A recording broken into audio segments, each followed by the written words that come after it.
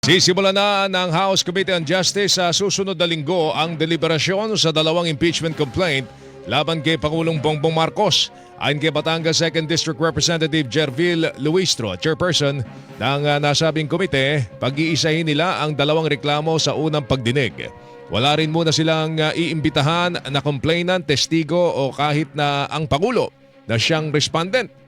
Paglilinaw pa ni Luistro, ang pag-imbita kay Pangulong Marcos ay depende sa kung ano ang mangyayari sa pagdinig at nasa pagpapasya rin po ng Pangulo kung siya'y dadalo o hindi. Paano kung hindi dumating yung respondent? It is actually his prerogative whether to come or not to come. Because just like any other respondent, this participation during the hearing is part of the right to due process. Tinig po ni Batangas 2nd District Representative Jervil Luistro, chairperson ng House Committee on Justice.